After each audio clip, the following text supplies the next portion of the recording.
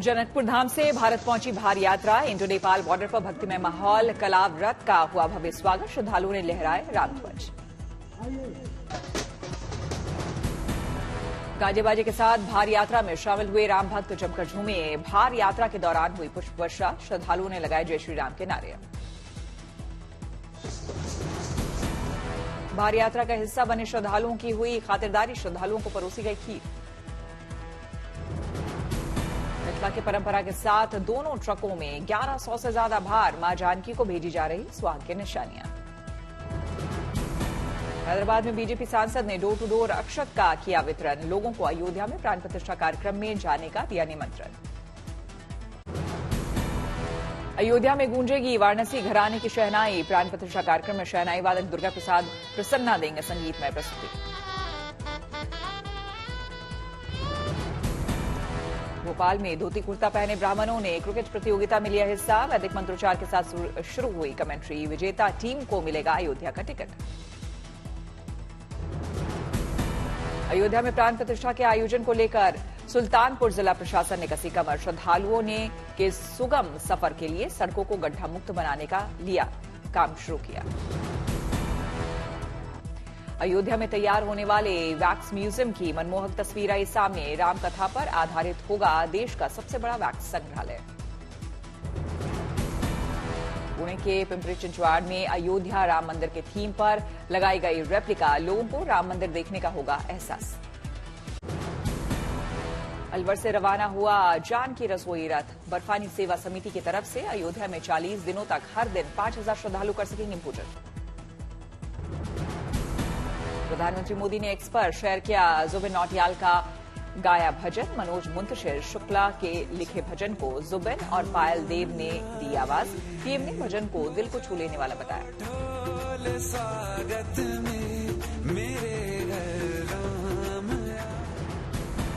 उत्तराखंड के सीएम पुष्कर सिंह धामी ने आज जुबिन नौटियाल के भजन के साथ की रोज होने वाली बैठक की शुरुआत। पीएम मोदी के ट्वीट का किया जिक्र। अहमदाबाद में बने 7 ध्वज दंड राम मंदिर में किए जाएंगे स्थापित। सीएम पटेल ने जगतगुरु रामभद्राचार्य की मौजूदगी में 7 ध्वज दंड को किया रवाना। गुजरात के सीएम भूपेंद्र पटेल ने बजाया 450 किलो वजनी नगाड़ा। अहमदाबाद से अयोध्या के लिए रथ को दिखाई हरी झंडी। प्राण प्रतिष्ठा को लेकर धारावाहिक रामायण के राम अरुण गोयल ने जाहिर की खुशी। कहा बरसों के बाद ये पल आया है। लोगों की मेहनत और त्याग के बिना संभव नहीं था। हैदराबाद के युवाओं ने 1300 किलोमीटर साइकिल चलाकर पहुंचे अयोध्या। श्री राम मंदिर ट्रस्ट को सौंपा चांदी की ईंट। अयोध्या में राम मंदिर प्राण प्रतिष्ठा समारोह में शामिल होगा उत्तराखंड।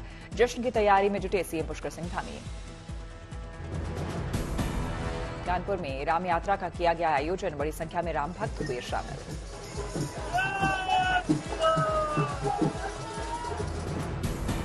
अयोध्या में 3 कलश मंदिर का निर्माण कार्य जोरों पर। भगवान राम समेत चारों भाइयों ने 3 कलश मंदिर में ली थी शिक्षा।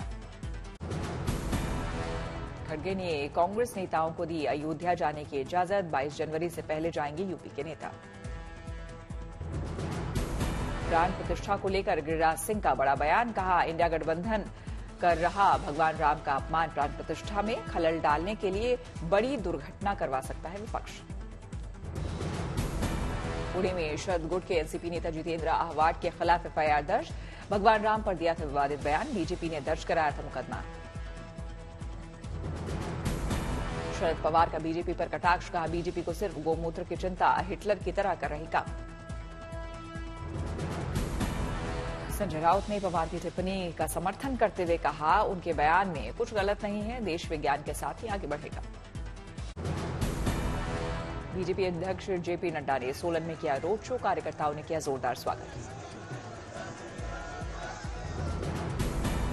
सोलन की रैली में बोले बीजेपी अध्यक्ष जेपी नड्डा। कहा बीजेपी विकास की राजनीति करती है। देश में विकास की राजनीति हो रही है। नड्डा ने की पीएम मोदी की तारीफ। कहा मोदी सरकार गारंटी पूरी करती है।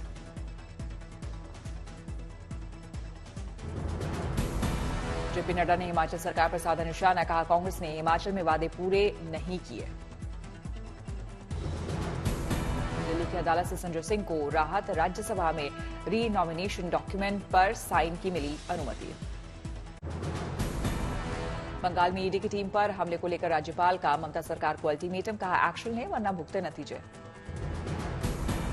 बंगाल में टीएमसी नेता शाहजहां के घर पर छापेमारी के लिए पहुंची ईडी की टीम पर हुआ हमला।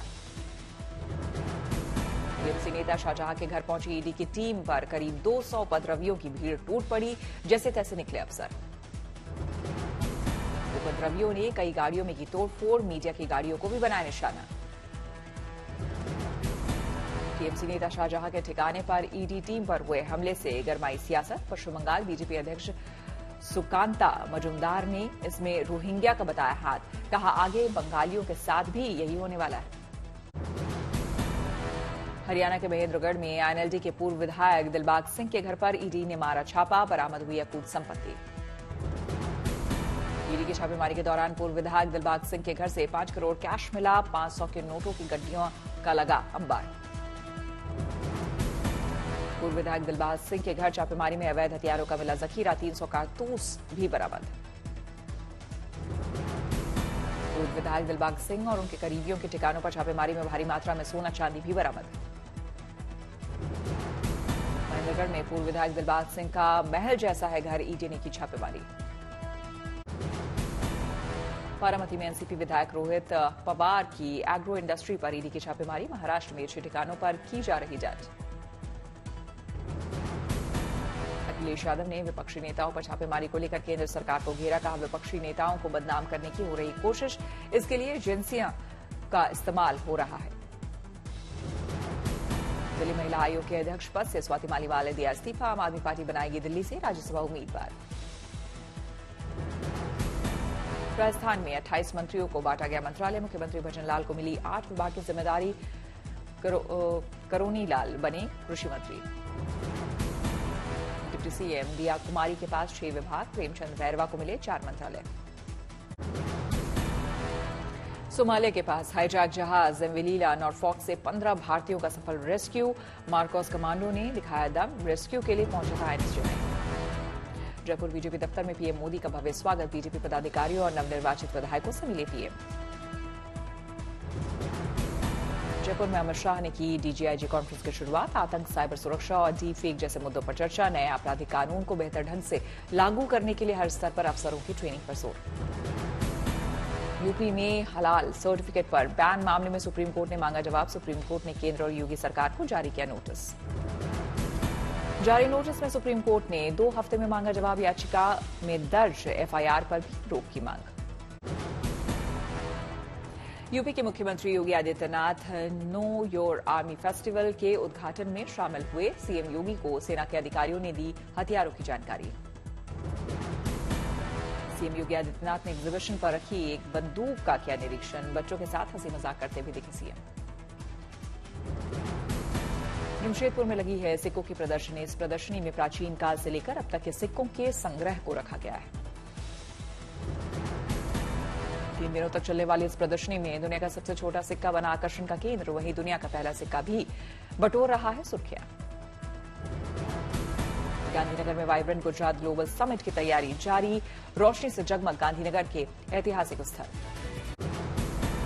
बर्फबारी के बाद सैलानियों से गुलजार हुआ चाइना, बर्फीली राजधानी हार्बिन में उमड़े पर्यटक। रंग बिरंगी रोशनी से जगमग हार्बिन, बर्फ से तैयार शहर का दीदार करने पहुंच रहे पर्यटक। 2018 की तुलना में रिकॉर्ड संख्या में पहुंचे पर्यटक, परिवार के साथ वीकेंड मना रहे लोग, बच्चे कर रहे मस्ती। सैलानियों के लिए बर्फीली राजधानी में कई तरह के फूड आइटम, ठिठुरन भरी सर्दी में लोगों ने स्ट्रीट फूड का उठाया आनंद। आइस एंड स्नो वर्ल्ड के टिकट ऑनलाइन हुए बुक, चाइना के अधिकांश होटल फुल।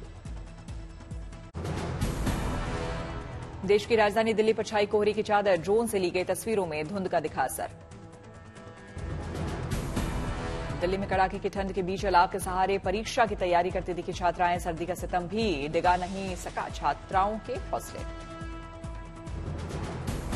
दिल्ली में दिखने लगा कड़ाके की सर्दी का असर, ठंड और कोहरे के चलते इक्का दुक्का ही लोग निकल रहे घरों के बाहर। दिल्ली के आईजीआई एयरपोर्ट पर कोहरे के चलते उड़ानों में विलंब, एयरपोर्ट पर यात्रियों की दिखी भारी भीड़। दिल्ली में शुक्रवार के दिन कोल्ड डे हुआ घोषित। 9.4 डिग्री दर्ज न्यूनतम तापमान। मौसम विभाग के मुताबिक न्यूनतम तापमान 10 डिग्री से कम होने पर कोल्ड डे होता है दर्ज। कानपुर में बारिश ने बढ़ाई ठंड। साल की पहली बारिश से गिरा पारा। जिला में डीएसपी अतुल सोनी ने फुटपाथ पर सोने वाले बुजुर्गों को कंबल बांटे। इस नेक काम के दौरान उनकी पत्नी भी रही साथ। श्रीनगर में पड़ रही है कड़ाके की सर्दी। पारा पहुंचा -3 डिग्री। श्रीनगर में बढ़ती ठंड का पर्यटन में भी पड़ रहा असर। खाली पड़े हैं शिकारे। डल झील में जमी बर्फ। यूपी के मेरठ में शीतलहर का असर। कोहरे की वजह से गाड़ियों की थमी रफ्तार। गाजियाबाद में भी दिखा सर्दी का असर। अलाव के सहारे ठंड से जद्दोजहद करते दिखे लोग। क्रिकेट प्रेमियों के लिए आई गुड न्यूज। 2024 में होने वाले T20 वर्ल्ड कप के लिए तारीखों का ऐलान। 9 जून को न्यूयॉर्क में होगा भारत पाक महामुकाबला। 1 जून से टूर्नामेंट की शुरुआत।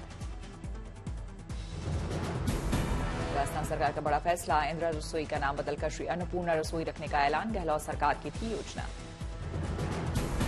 2023-24 के दौरान देश की जीडीपी ग्रोथ रेट बढ़कर 7.3% होने का अनुमान, जबकि 2022-23 में 7.2% थी जीडीपी ग्रोथ।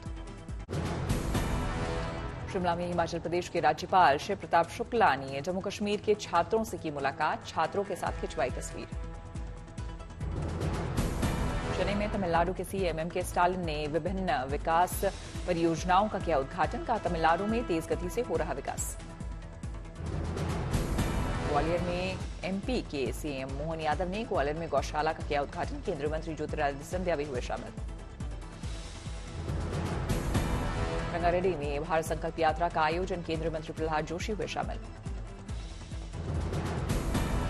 जोरहाट में असम के स्वास्थ्य मंत्री केशव महंत ने अस्पताल का लिया जायजा। मरीजों से भी की बातचीत। कार्बी आंगलॉन्ग में असम विधानसभा के उपाध्यक्ष डॉक्टर नुमल मोमिन का दिखा अनोखा अंदाज। बच्चों के साथ जमीन पर बैठकर खाया खाना। गुजरात में नई बसों की सौगात। सीएम भूपेंद्र पटेल ने 201 नई बसों को दिखाई हरी झंडी। दिल्ली में उत्तर पूर्वी महोत्सव का आयोजन। विकास मंत्रालय ने किया आयोजित। मुंबई में केंद्रीय मंत्री धर्मेंद्र प्रधान ने James and jewellery export promotion का किया उद्घाटन। India international jewellery show signature 2024 में हुए शामिल। साईं बाबा के दरबार में पहुंचे एनसीपी प्रमुख शरद पवार। मंदिर में की पूजा अर्चना।